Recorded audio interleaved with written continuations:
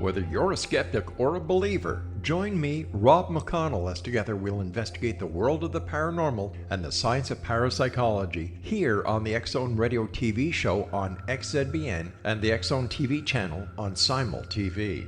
Since 1990, the X-Zone Radio TV show has been the place where people dare to believe and dare to be heard.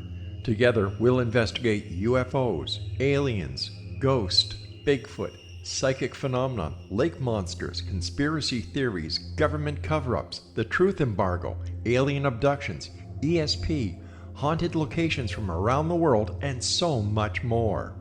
With over 28 years of broadcasting and more than 4,500 individual guests, the X-Zone is truly a place where fact is fiction and fiction is reality, as evidenced by the credibility, integrity, and professionalism of the guests that we bring to our international audience. If you have seen a UFO, had a close encounter, seen a ghost, Bigfoot, lake monster, or a story that you would like to share or have investigated, contact me, Rob McConnell, by sending me your email to xzone@xzoneradiotv.com, or you can call toll-free 1-800-610-7035, extension 143, and on Skype, X-Zone Radio TV.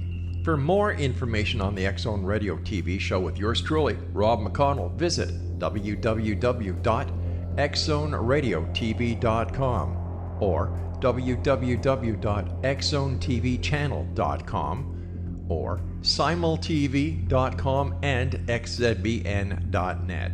Until next we meet here in the X-Zone from our broadcast center and studios in Hamilton, Ontario, Canada, always remember, X-Zone Nation, keep your eyes to the sky and your heart in the light.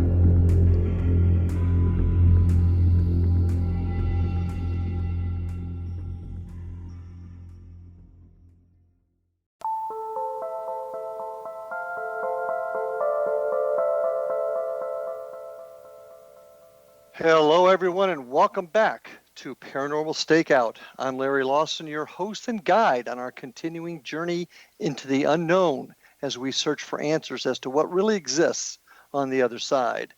And as always, I'm coming to you from the headquarters of the X-Zone Radio and Television Broadcast Network in Hamilton, Ontario, Canada. And I'm speaking to you from the studios of the Southern Command Post of the X-Zone Nation in beautiful Vero Beach and Fellsmere, Florida. As I said, it's great to be back. I've just come back from a period of time across the pond. Yes, I was in England and experiencing some things over there, and it wasn't just the beer, I might add, but it was quite a trip, probably worthy of a show of itself in the not-too-distant future. I want to give a shout-out to my sister Linda Campbell and my niece Paige Kimberly for taking good care of my son Ryan and I while we were there, as well as my good friend Chris Huff, paranormal investigator extraordinaire out of Durham in the UK. But tonight, folks, I'm really anxious to introduce to you my guest, Mr. Eric Vanderlaan of War Party Paranormal, a group I think very highly of down in West Palm Beach, Florida. Eric Vanderlaan was born on the island of Oahu in Hawaii, but has lived in South Florida since he was 8 years old. He's been investigating the paranormal for the past 8 years, and has always had an interest in both the paranormal and history of South Florida. It all started when he was on a ghost tour and caught certain anomalies that he could not explain, and that's what kicked off his investigation career. He has continued to investigate on his own until he joined PRISM Paranormal 5 years ago, and during those 5 years, Eric has learned from some of the best paranormal investigators in the business. He has experience in finding haunted locations and help operating paranormal events. Eric also has media experience, and he's made television appearances on Telemundo, Univision, and America TV. His specialty is working with the technological aspect and the use of equipment to verify scientific anomalies that are present either on video or audio during a paranormal investigation. Eric, welcome to Paranormal Stakeout, my friend. Oh, thank you, Larry. Thanks for inviting me. Well, you're down in the South End. A lot of folks don't realize not only the history of the South End of Florida, but also the paranormal history. And you've been down there for quite a while now. Tell us a little bit about yourself and how you got into the field. Well, pretty much I was a paranormal fan like everyone else, watching the shows on TV. That's what got me interested in the paranormal. And then, I'm back then, well, I'm not as skeptical as I was back then, but I was very skeptical, and I just wanted to see for myself, what was really out there and what I could find and what other people could find. And I started going on these ghost hunting tours. Actually started down, in Key West and St. Augustine, and I didn't have much. I just had my camera and started getting, weird things on there that I couldn't explain. And then one day I went down to the Deering Estate in Miami. The paranormal group over there called PRISM Paranormal, run by David Pierce Rodriguez, was running an event there. And after the event, I pretty much approached him and told him I want to go on a real investigation, and I'll do anything. I'll carry equipment, do whatever I have to do. And before I know it, I'm doing paranormal events, making TV appearances. And we were doing events down in Miami at some historical locations, and got to, witness some things I couldn't explain. And within the 5 years, I had a lot of growth, met a lot of awesome people who taught me a lot. With David at PRISM, and, Scotty and Zap at War Party Paranormal. I got to spend time with Rob Damaris from Ghost Hunters International. Learned a lot from him. And now I'm with War Party, and War Party has grown to such a huge team. We're probably one of the largest teams in Florida. And Scotty gave me the opportunity to start a South team to cover the Fort Lauderdale, Miami area. So I just put together a team of 8 members, and, we're getting started with doing, I already did my first residential in South Florida with War Party, and we're working on doing some events coming in the future down in South Florida. Cool. Well, and I'm kind of anxious to chat with you about that a little later in the show. But so you've been at this for about 8 years. What, and you had some things that happened on a tour. What is it that kind of turned your head, so to speak, and made you start investigating this phenomenon? What was it? I just like the unknown. I want answers, like most people. And when I first got my first anomaly, was on a ghost hunting tour in St. Augustine. We were at the St. Augustine Lighthouse, and supposedly, that place is extremely haunted. I've gotten some pretty good evidence there recently. I've gone back, and when we were doing the ghost tour, I'm taking pictures. We're out in front of the keeper's house, and across the street from it is a little playground. And they were telling us that the story is that back in the late 1800s, when they were building the lighthouse, they had a ramp that they would bring supplies from the docks, and the ramp up from the docks all the way up to the top of the lighthouse. And there was a cart, and the little girls, I believe it was the lighthouse keepers had 2 little girls, and one of the housekeepers had a girl, and they used to play together, and they used to play on that cart, sort of like a roller coaster going up and down, until one day they had a tragic accident where they were going down the cart, and I guess the brake wasn't on at the end, and they ended up tumbling into the water and ended up drowning. So in the ghost tour, they're telling us that in that playground, whereas now, you can't even see the water from where at that point, but back then that's, pretty close where the ships used to dock with the supplies. But they were saying that weird things happened there, like on the swing set, the swings would start swinging for no reason. So I, wandered off by myself in that area, started taking some pictures, and got some weird light ribbons that I couldn't explain. And then I got a lot of those, and, I couldn't figure out what it was. I just thought it was odd because I've never captured anything like that.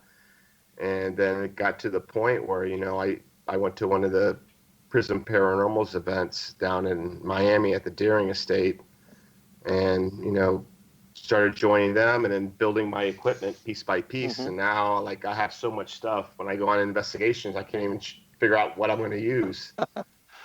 Well, let's go back to St. Augustine for a second, because quite Sure. frankly, that's that is the place where my career, if you want to call it that, began when my older son and I, Ryan, the same one that went with me to England, had an event in the lighthouse. We actually heard the kids laughing in there, and being a cop, first thing I did was look for speakers and microphones and whatnot, and couldn't find any. And we've been back several other times and had some really interesting events there. So I can totally understand the lighthouse piquing your interest. The light ribbons you saw, I got to ask you this question. No chance it could have been the camera moving or aperture being open too long as you tried to cross a light or anything like that? It was when I was taking those photos, it was in pitch black darkness. There wasn't any light going on. Ah, okay. I mean, back Okay, then I didn't know too much. Like, a lot of people are into orbs. I'm not. I used to be back then, until I learned that, anything could cause an orb off of a photo and in the camera. So true. It could be moisture, dust. So, I've got to learn a lot more throughout my years about what was paranormal and what wasn't.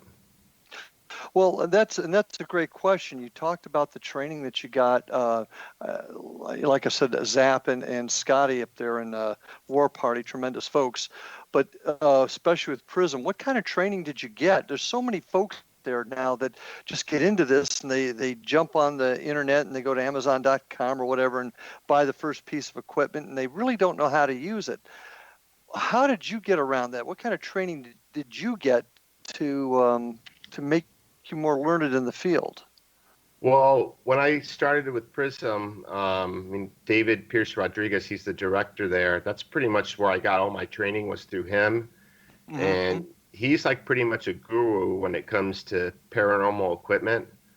It was a small team. It was just him. We had an investigator / medium, and then we had another medium that was on the team. So pretty much it was like around, 3 to 4 of us at one point. And I pretty much just got thrown into it. I learned from him how he used the equipment.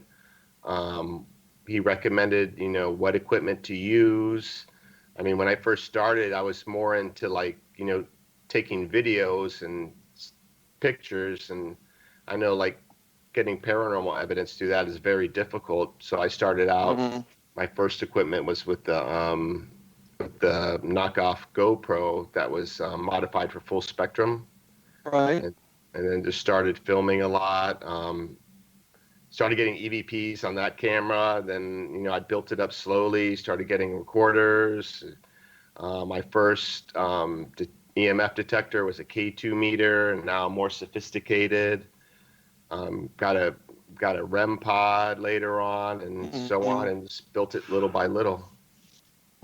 Well, we're getting ready to take our first break here in just a second, but when we get back, I'd like to talk to you a little bit more about equipment, because you mentioned in your bio that you're a tech guy. So I want to hear more about that, and I'd like to hear a little bit more about the investigations that you've done. So folks, stay with us, and we'll be back in just a few minutes right after this break with my guest tonight, Eric Vanderlaan of War Party Paranormal. Be back in just a flash.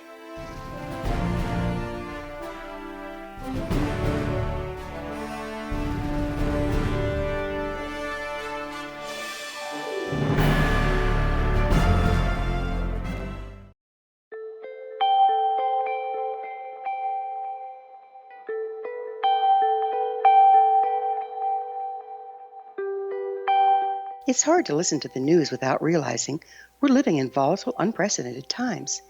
Yet never has there been such an opportunity to transform the human condition. As old structures fail, where can we find the guidance to co-create a better way? Find Your Path Home is an ever-evolving, leading-edge information, education, and healing resource center designed to support and guide you on your path to unity and enlightenment. Based on sound principles employed by shaman worldwide, we provide techniques that can support you through the current transitions, offering online shamanic classes, international long-distance shamanic healing sessions, complimentary Mission Evolution radio episodes and Stairway to Heaven TV vignettes, seminars, retreats, and much more. All of this can be found on findyourpathhome.com.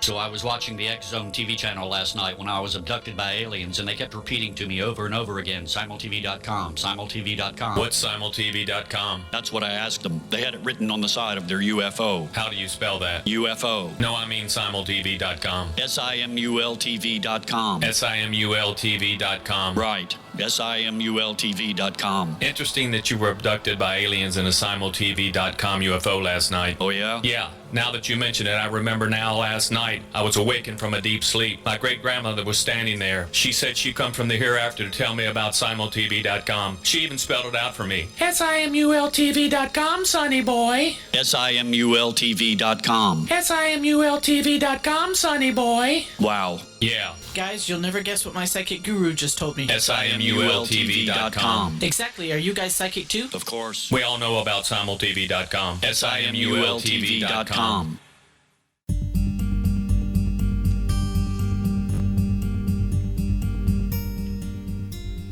And we are back on Paranormal Stakeout with my guest tonight, Eric Vanderlaan of War Party Paranormal out of West Palm Beach, Florida. Eric's running the South End team for War Party Paranormal, covering the Fort Lauderdale, Miami area. So, Eric, just before we went on the break, you were talking a little bit about how you got into the field and your mentors, so to speak. But now that you've been doing this for a few years, you've been investigating on your own, correct? That's correct. That's how I started. Well, tell us a little bit about your first real experience. I know you mentioned that you kind of got your interest peaked in St. Augustine. I can certainly understand that. But talk to me about your investigations. Any amazing things happen there to you? Anything that's really caught you off guard, scared you, for lack of a better word? Well, I'm not really a type of person that gets scared. Like, if something catches me off guard, I pretty much go after it to see what it is. Okay. But I did, like, I don't know how many investigations when I first started at the Deering Estate, and it's one of the most haunted places in Miami. Tell us about the Deering Estate. What is the Deering Estate? Well, the Deering Estate, it originally started as the town of Cutler, when the settlers started coming into Miami and developing Miami. And the town of Cutler is just, I don't know, maybe like a 20-minute drive south of downtown Miami. And basically what it was is the way the settlers arrived there was by boat. And it was a little town. They had a hotel there called the Richmond Cottage, which expanded throughout the years. And once Henry Flagler built the railroad train down to Key West, he built it further out west, and everyone thought he would build it along the coastline, but that was prime property and no one wanted that. So once the railroad was built, which was back in the early 1900s, late 1800s, the town was abandoned. And then Charles Deering, he ended up buying the property and ended up living in the Richmond Cottage while he was building his mansion, which was Stone Mansion. And even before that, I mean, the history goes back to the days of the Tequesta Indians. There's an Indian burial mound that's there that dates back over 300 years old. The University of Miami archaeological team has been digging there. They found a woolly mammoth, a saber-toothed tiger, and just recently they found, I don't know, maybe like a couple 1,000-year-old Indian little girls that were buried there. So they're digging again. Interesting. So it's rich with, like, Native American history and, going all the way through Charles Deering when he was living there. So supposedly on the property, we've gotten evidence of Native Americans. I've gotten EVP there by the burial mound. And we've gotten evidence of Charles Deering and his wife, Marion Deering. We got EVPs of them. How were you able to identify them in the EVP? Well, by asking questions, Hmm. and then answering the questions intelligently, pretty much confirming who they were. Okay. Not by actually. Well, we've gotten a couple EVPs where we've gotten Charles, but just like asking questions that related to their lives there, we pretty much narrowed it down that that could have been them. Even before he lived there, we've gotten activity of I'm thinking maybe people who used to stay at the Richmond Cottage when it was the town of Cutler. We've gotten a Mhm. lot of EVPs of a little boy that seems like he's stuck there. I've heard footsteps in the Stone Mansion. There's a basement there that's pretty interesting that the people at the Deering Estate didn't find until after Hurricane Andrew, when they were they discovered an old bookshelf that was hiding a vault door, like a bank vault door, A and they little had to have mystery there. yeah, and they had to have a safe cracker come in, and they were really cautious because they thought maybe something like that would be booby trapped. But basically, that Mm-hmm. was a wine cellar that was hidden during the Prohibition years. And we've gotten a lot Mm-hmm. of EVPs, weird cold spots, odd EMF hits there. Tons of evidence out of the Deering Estate then. Yeah, I've probably been investigating there, done investigations there for, I don't know, I've probably done like 20 investigations at that place. Now, the most compelling is some of the EVPs, from what I'm getting, is the most compelling stuff you got out of there. I'm sorry, say that again? Yeah, the EVPs are the most compelling evidence that you've got from the Deering Estate down in Miami. That's correct. EVPs, a lot of personal experiences. I talked about the footsteps. I've seen doors open. Right.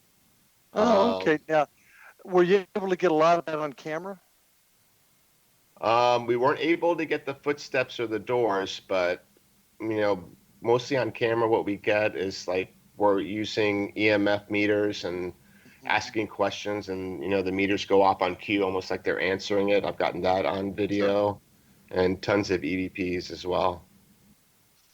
And I guess the reason I'm really hitting on this is you've gotten a lot of evidence there. And what do you guys do with that evidence once you get it? Do you collect it, save it, and keep it, preserve it? What do you guys do with the evidence then? Basically, we post it. We posted on, well, back then when I was with PRISM Paranormal, we posted on Mm-hmm. the Facebook page, on the website, to try to share it with everybody. Mm-hmm. One of the things that I'm very, very focused in on is the collection and preservation of the evidence, so that and sharing it obviously with others, because I think that's something we don't do enough in this field, but also keeping it so that we can examine it and compare it to other evidence that maybe investigators that came down there and did an investigation themselves in the Deering Estate, or perhaps even did it in another place, yet the comparison of the evidence could provide a link to the phenomenon, if that makes sense. Well, that is Yes. correct, because between our events, we would invite other teams to come investigate us, Mm-hmm. just us alone. And it's funny because we got similar EVPs of the people that used to stay there. Mm-hmm. Ah, okay. Have you been able to identify, for example, have you gotten any names that you've been able to go back and historically verify that were there? In other words, have you got a name on Well, an EVP that you've been able to compare with right. an actual event in the past? Well, the hard part was back when it was the town of Cutler, there wasn't much records of it. So it was kind of hard to verify who that person was. I know we've gotten. Remember, I mentioned about the boy EVPs that we were talking about, and we've gotten his name. We've gotten a lot of Peters, and we've gotten even a boy's voice saying Peter. Oh, Um, and for some reason, whenever we have the meters that light up, every now and then, like it's almost like he's like playing with a toy. Like he likes to light them up. okay, okay. And that's good stuff. And once you get that, do you preserve it somewhere so that you could pull it up 5 years later and compare it to what somebody else got? Do you guys have that mechanism in place? We do preserve it. I guess it's preserved on our on the web page and the Facebook page. Mhm. We don't really we do preserve it, but the reason why we preserve it is we like to share it when we do our events. When we have our events, what we do in the beginning is we do a presentation of all the evidence that we've collected. And there's been other teams before PRISM that have investigated that place that has gotten some pretty incredible evidence. Actually, photography evidence as well. Really? And who was that? No offhand? They were called Messengers. They're no longer operating now. The director of Messengers, she moved to Detroit, Michigan, but they've gotten some incredible pictures. Like one picture, the Deering Estate, it sits right on Biscayne Bay, and there's a keyhole channel where Charles Deering's boat used to come in, and the channel's is shaped as a keyhole, and along it are these palm trees, and someone had caught a photo of a lady in a Victorian dress. Someone else from Messengers has also caught a Indian figure, almost like they were wearing like a vest with beads on it, but very faint. Okay. The last time I was there, we've caught an image of a lady that was, we were all the way out by the water and looking towards inland, towards the Deering Estate. We got an image of a lady, and it was really strange. You could see like her hands, but their hands were lighting up, and also the face. It was really odd, and no one was out there because I would have been able to see them. Right. But where are these photos now, though? And that's kind of the point I'm trying to make. Where are these photos, and can other people see them and compare them to what they had? And that's where evidence collection and preservation truly comes into play here. And that's like I said, a big bugaboo of mine, if you will.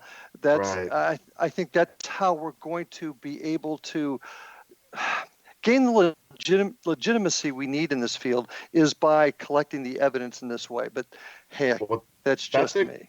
That's a great question, because I started an Instagram account just to share my evidence, and it's just really blown up. I just have a lot of people that are reaching out to me, even investigators from all over the world. And that's what I do. Everything a lot of the great evidence that I capture, and even talking about Messengers, what they caught, that's all posted on my Instagram page. And that's a great way to keep it, especially if people are getting a hold of you from other parts of the world. Now, we're getting ready to take our next break here. So, folks, stay with us. Got some more questions to ask as we talk to Eric Vanderlaan of War Paranormal. So stick with us. We'll be back right after these messages.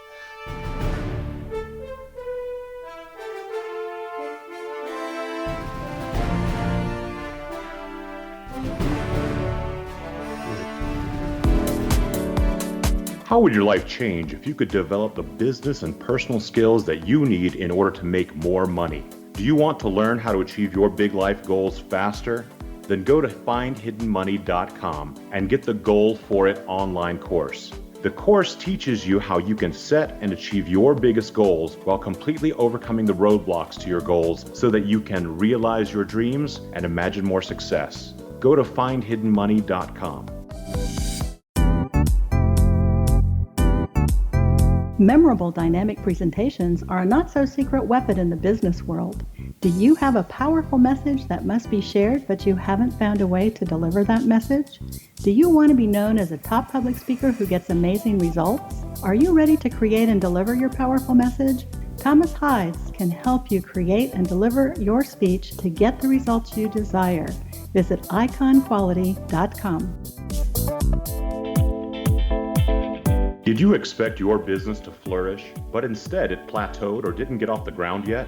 Would you like to achieve massive goals and discover new sources of income within your business? When you're ready to experience that type of success with fast results, Cindy Hendricks is the business coach for you. Her work with entrepreneurs and business owners has been life-changing. To get you and your business where you want to be, go to imaginemoresuccess.com. Has the fear of public speaking stalled your business or personal life? What would you give to develop and maintain supreme confidence? Have an invaluable private program to always perform at your best. Imagine how you would feel. You can have all that and so much more today with Thomas Hyde's life-changing course called Number One Fear Unleashed. Visit numberonefear.com and be liberated from your fear of public speaking.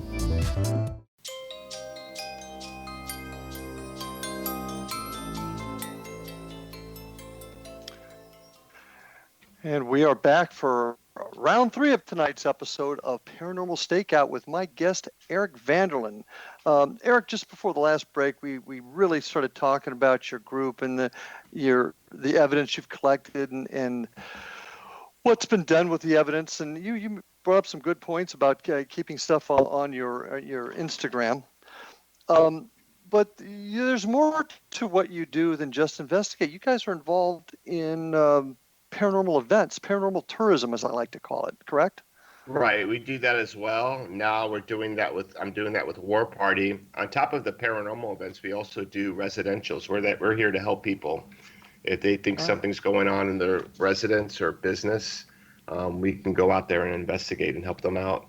Oh, cool. Now, let's talk about that for just a second. Sure. Helping people out. Tell me what your goal is, what you try to do to help. Well, it's very structured. When I was with PRISM Paranormal, I didn't get to do many residential events. I just started doing that with War Party Paranormal.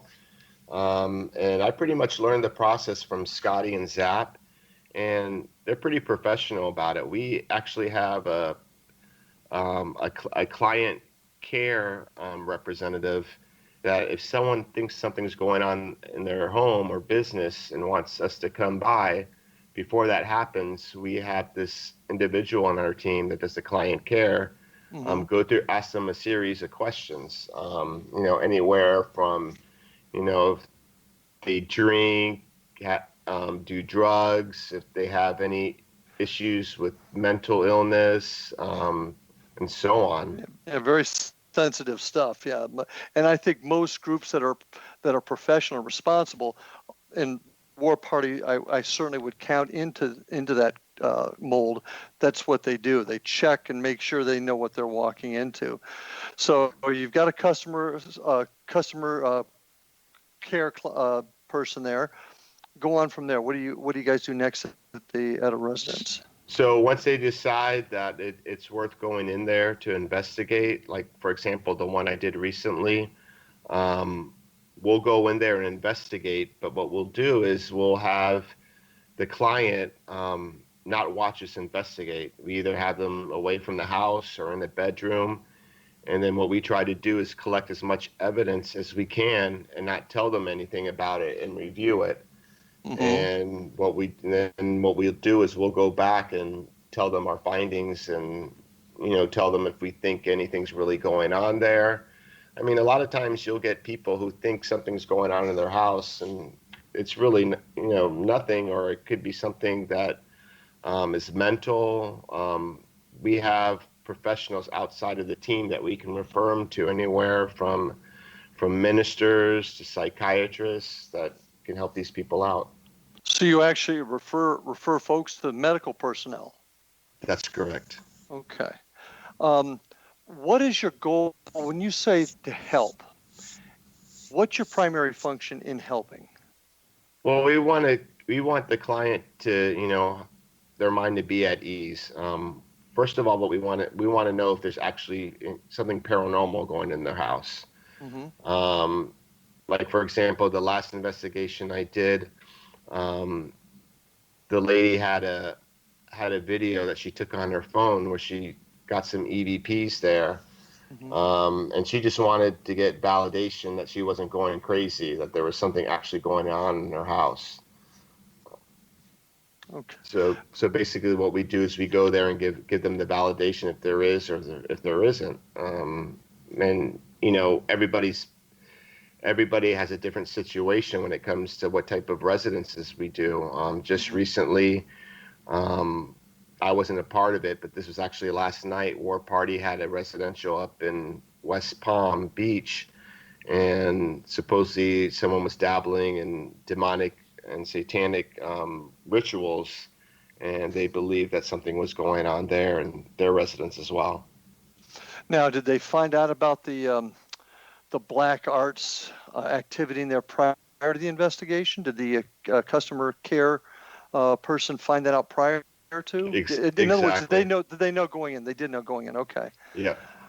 Have you folks come across investigations where you were able to tell the client that there really isn't anything there? It's the heavy EMFs from I don't know, a transformer that's causing them to feel paranoid or experience certain things. Have you ever been able to debunk it and tell them, no, you're okay, there's nothing going on here? Oh yeah, definitely. Like for example, that one residence I was telling you about, she had a lot of high EMF going on in the guest bedroom and in the living room, and then there's a wall that separates those two rooms, and she had a router that was transmitting Wi-Fi that was pretty powerful, and that was emitting a high EMF. We didn't get any evidence, but I think that the high EMF was something that might have caused her reason to believe that maybe something was going on. If I could tell you the story really quickly, basically what was going on was her mom had recently passed away, and this was around the holidays during Christmas time, and she was feeling down, and she was having issues with her boyfriend, and she took this video and heard voices of her mom, and the video is pretty incredible. But to keep a long story short, after the investigation, we didn't get anything, and the only thing that I could explain was either the high EMF or maybe something was going on, but maybe her mom was showing up during the holidays because that was a special time in her mom's life, spending time with her daughter, and she was going through a hard time, and maybe she was just trying to comfort her. And could also it be the emotion she's feeling of losing her mother, perhaps, contributing to it? Yeah, and I think that's one thing that we need to worry about as paranormal investigators, to be responsible. I worry about folks that go into homes and say that we're going to help solve your problem, and they give folks that maybe have some other underlying issues false hope. I guess one of the visions I get is somebody walks in, I want to know what's going on here, and I need you to take care of it, and a group comes in and cleanses the house, as a lot of groups do. Right. And I'm not doubting that can't happen, but what then happens if the organization says we've taken care of the problem, and the person feels better for a day, and then suddenly, for whatever reason, they're experiencing it again, and next thing you know, they become worse off physically and mentally because this problem was supposed to be solved and it's not. And that group said my problem was solved and it's not, and now it's worse. Right. And it could be from a bunch of different reasons. So that's why I'm very, very concerned about ethics in our business and making sure people don't make claims that they can't come through with. Exactly. And that's where responsibility comes into place. Right. Now, And that's why with War Party Paranormal, we have these professionals that we can refer them to. If she's suffering from depression, we can have someone that could help her with that. yeah, and that's good. Now, have you ever run across a case where it's truly you believe something to be demonic in nature and they need some sort of religious or spiritual help? Has that ever occurred? No, not yet. I plan to focus on doing more residential, since that's what War Party Paranormal is all about, helping people. And that's the reason why I joined them, and also to run a team down south, having that opportunity. So I'm still learning about that, hoping to get better at it. Yeah, and helping people is a great thing, as long as we're not telling them we can do things that we can't. And a lot of groups do that, but a lot of folks don't. And like I said, I know War Party have a lot of faith in Zap and Scotty, so I know they run a great operation. But let's take a couple minutes now to talk about this topic of paranormal tourism. And I conduct tours myself, and I really, really thought for a while that this will be a phenomenon that will die off. Well, I'm finding it's not. There's more and more people that are wanting to see what this whole thing is about, and I think it's grown in the industry. It's made this phenomenon get even bigger. What is it that you guys do, your war party do as far as getting this information out to the public? Tell us a little bit about it. We advertise it through social media. That's where you can get a lot of people interested in it. Actually, that's the only way. And through word of mouth, wherever we are doing these events, that place will advertise it as well on their website. They've been pretty easy to sell out. I mean, a lot of people are interested in these things. I would agree. Well, what sort of events do you do? What sort of things do you do? Do you do tours? Do you do?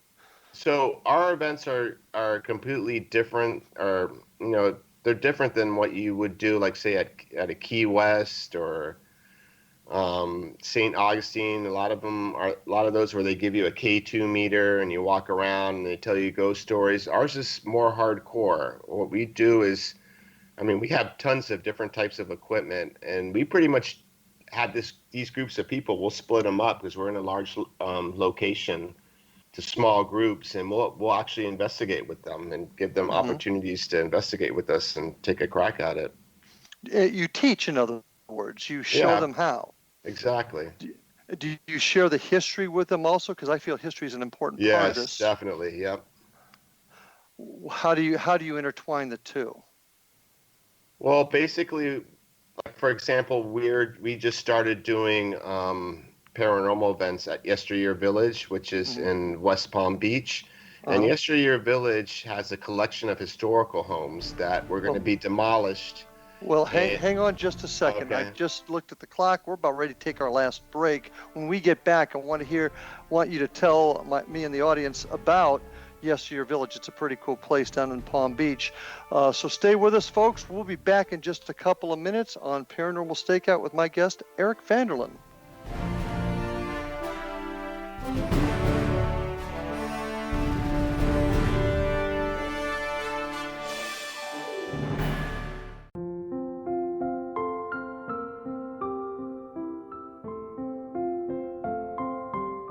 I am Dr. Carl O'Helvey, founder, president of a new cancer foundation focusing on evidence-based physical, mental, and spiritual interventions, including natural cancer cures, prayer, meditation, affirmations, nutrition, and other related holistic cancer prevention and cure modalities. These are used in cancer education, research, and financing care. I ask for your help to continue this important work by donating at www.holisticcancerfoundation.com.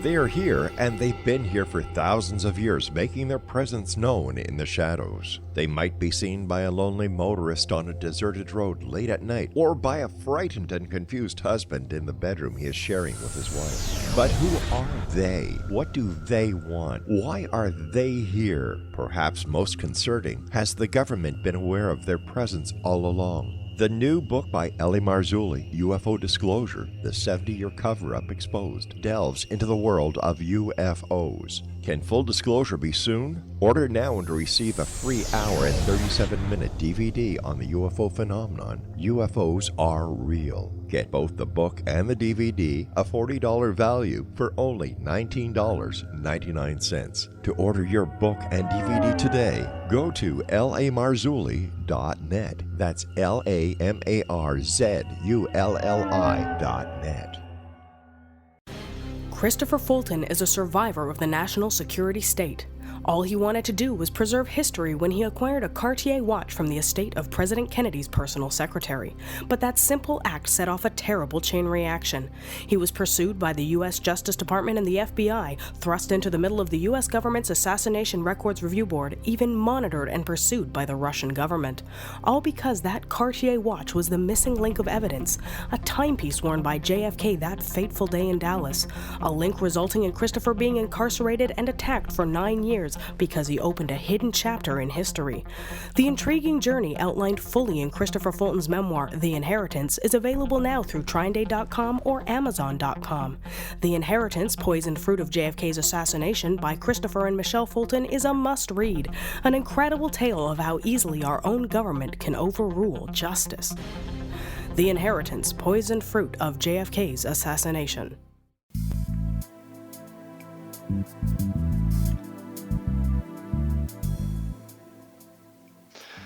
And we are back, folks. This is our last segment of tonight with my guest, Eric Vanderlaan of War Party Paranormal.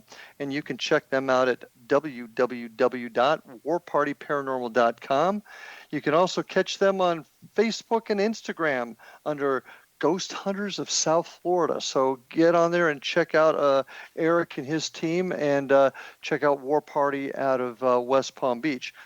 Also want to make note of the great programming here on the X-Zone Radio and Television Broadcast Network. All the great shows, you can get to it by checking us out at www.xzbn.net. I'd also like you to visit me on my website, www.paranormalfbi.com, or on the show here at www.paranormalstakeout.com. So, Eric, as we finish this last segment together, you were talking about yesteryear. It's a village in West Palm, and it's one of the events that your organization puts on. Tell us a little bit more about it. What is Yesteryear Village? Well, Yesteryear Village has a collection of historical buildings. These were buildings that were spread out all over the West Palm Beach area. That were pretty much going to be demolished, but the folks at Yesteryear Village wanted to save the history and actually moved them over to this location and restored these buildings. The most famous building that's there is the Riddle House, which was featured on Ghost Adventures. Mm-hmm. It used to be the cemetery caretaker's home at a cemetery out east in West Palm Beach, and this place is really interesting. There must be like about at least 15 buildings. We investigate 5 of them, and we've gotten some pretty good activity there. Mm-hmm. Well, tell me about the events. You allow the public to come in. You guys basically guide them through the event? Right. So basically what we do is they have volunteers there.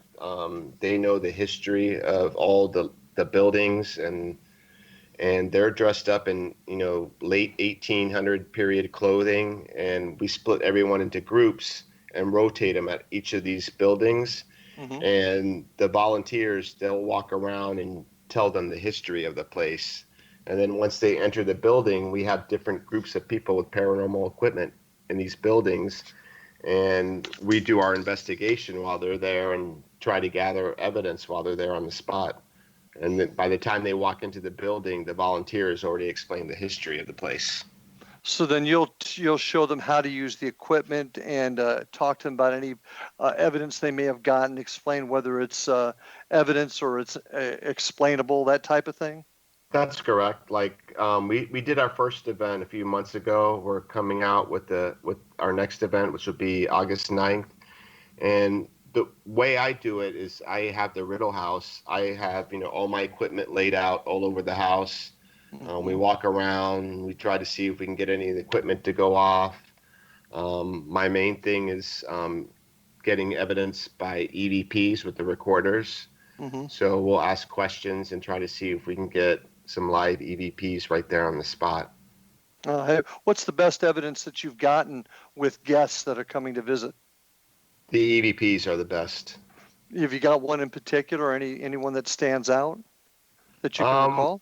Yeah, we've gotten several. There's a place called the Settler's Home. And the Settler's Home, there used to be someone famous by the name of John Dillinger. I don't know if you remember him. He was an old-time the name rings a bell, yeah. And actually I was with Zap, and we were doing recordings, and he asked, and I have that actually on video, and I made a promo video that's going to be on Yesteryear Village's website of all the evidence we gathered, put into one little 3-minute video. And Zap asked the questions, is there anyone here with us? Can you tell me your name? and he got a response of John and then Dillinger, but the last part of the name was cut off, like because he cut him off. And that was pretty interesting. And he didn't even realize that John Dillinger had stayed at that building until he turned his head and saw this plaque that had information about it. And then there was John Dillinger's name right in front of him. Ah, see, that's a great way to put evidence together with historical fact. I like that. So that is pretty significant. Any visual sightings there by either you during your investigation or during guests that you bring when you bring them in? We haven't had any visuals. We've done private investigations to gather evidence so we can present it to the guests that come. But we've had some experiences. There's a building called the Hunter's Shack. It looks like an old log cabin, and several of our investigators have seen shadow figures there. I've gotten, and then just a lot of EVPs and intelligent EVPs as well. Now, what do you mean by intelligent EVPs? If you can explain that to my audience. To the point where I'm asking a question and I get an intelligent response. In other words, they answer the question directly. Exactly, just like how I mentioned the EVP with John Dillinger. Sure. And we also use spirit boxes as well. It's connected to a portal speaker, and we've gotten some pretty good responses off that as well. Now, what piece of equipment? What does that do? Just to so basically, what a spirit box is, it's almost like your old transistor radio. And when you're turning the tuner, like with a knob, and you're going through the stations, you get if you do it fast, you'll get words going through the station and static in between. The white noise, right? And white noise, exactly. And a lot of investigators believe that spirits can communicate through those radio frequencies. So a lot of times we've gotten intelligent responses to that. And then what the portal speaker does is it cuts out all the white noise to where you only hear the voices to make it sound a lot clearer. Interesting. And ITC, instrumental transcommunication, or this gathering of voices through the white noise, that actually goes way back, and even people like Thomas Edison, Nikola Tesla, and some of the famous early scientists in the radio world talked about that possibility. So I personally, this is just my opinion, I think that's where we're going to get, if we're going to get a break, it's going to be in that field. So I find that very fascinating. Now, how many people do you get coming to these events, average? We try to keep the group small just to make it more intimate. If you have too many people there, you're going to get a lot of, you won't get, the quiet that you need to collect evidence, because it does have to be quiet and a lot of interference. So what we try to do is we try to keep it to about 30 people, and we split them up into 3 groups or maybe 4 groups between 10 and 5 people. Okay. And do you guys charge for this? Yesteryear Village does, yes. Okay. And but do you guys receive any compensation for your work? No, our compensation for our work is having the chance to investigate the place ourselves. I mean, we're very passionate about the paranormal. So when we get a really incredible place like this, I mean, we'll do these events for free. And I enjoy doing events. I mean, I enjoy sharing and, showing this out to the people who haven't experienced this. And I think sharing the history of the property is another huge part of it too, and I applaud you for that. Sharing the history and getting the history out, as well as the paranormal history, both can be very important. But I think we've lost in our whole society the understanding of history and how important it is. So I'm really glad to hear you guys are doing this. So you get 30 And for me, doing these events, when I'm going to these historical places, for me, it's like you're going back in time, like back in history. That's why that's one of the reasons why I enjoy it. Good. Well, so let me ask you this question. You've been doing this for a few years now. You've had some experiences. You've gotten some good evidence. What do you think this phenomenon is? What is a ghost? What's your opinion, your theory? I think it could mean a lot of things. Because, Albert Einstein said that energy never ends, right? Mm-hmm.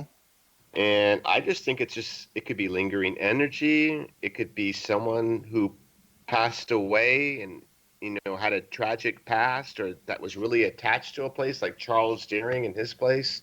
Mm-hmm. I mean, if you're at the Deering estate during sunrise, it's the most incredible view you'll ever see in your life. Like, why would you want to leave that place?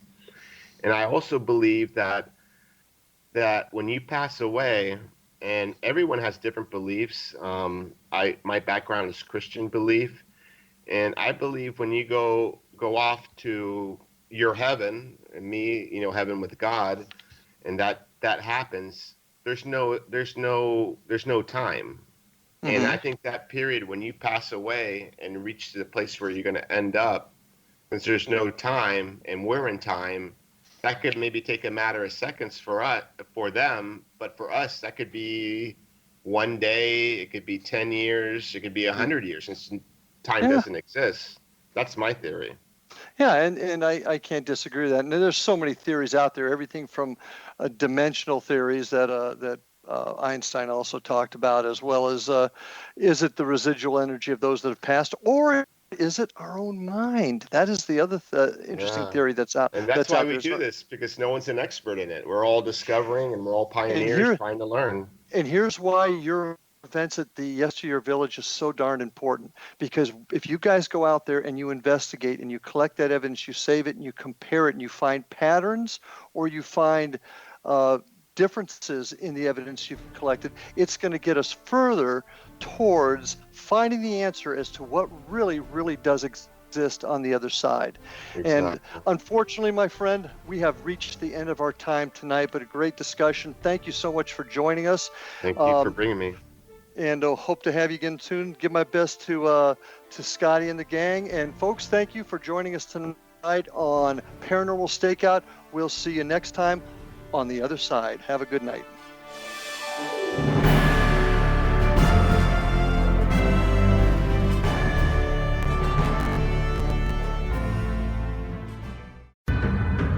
If you are looking for a safe, zero-calorie natural option to the harmful artificial sweeteners on the market today, Just Like Sugar is what you're looking for. Just Like Sugar is a wonderful natural alternative for those health-conscious people who choose a calorie-restricted diet with a great, pure, sweet flavor that tastes just like sugar. Just Like Sugar is a great natural option for people suffering from diabetes and may be useful in restricted diet programs where standard sugars are not allowed and does not cause a laxative effect of some other sweeteners. Just Like Sugar comprises a perfect blend of chicory root fiber, natural calcium, natural vitamin C, and Just Like Sugar's sweetness comes from the natural flavors from the peel of the orange. Just Like Sugar is a natural alternative to harmful artificial sweeteners and will change the way that you believe all natural sweetener products taste. Just Like Sugar is available at your local Whole Foods markets, Wild Oats markets, Henry's, Sun Harvest, and many other fine natural food stores in the U.S., Canada, and worldwide. They are here, and they've been here for thousands of years, making their presence known in the shadows. They might be seen by a lonely motorist on a deserted road late at night, or by a frightened and confused husband in the bedroom he is sharing with his wife. But who are they? What do they want? Why are they here? Perhaps most concerning, has the government been aware of their presence all along? The new book by Ellie Marzulli, UFO Disclosure, the 70-year cover-up exposed, delves into the world of UFOs. Can full disclosure be soon? Order now and receive a free hour and 37-minute DVD on the UFO phenomenon. UFOs are real. Get both the book and the DVD, a $40 value, for only $19.99. To order your book and DVD today, go to lamarzulli.net. That's LAMARZULLI.net. You have heard of the X Zone? Now watch it on Simul TV, plus 500 video games, live TV channels, free video on demand, worldwide, and more. Does this sound like tomorrow's television? Well, it is, but you can have it today, right now. It is Simul TV. Simul TV offers what the others only wish they could provide. 15 exclusive channels like X Zone, sci-fi, and horror. We are worldwide. No other provider offers that. 500 built-in video games. No need to have an extra expensive system. We have them included. Free video on demand. Live streaming events from around the world. Interactive online network and much more. Tomorrow's TV today. Simul TV. Sound too good to be true? Well, it's not. You can have Simul TV today. Sign up at simultv.com. Do it today.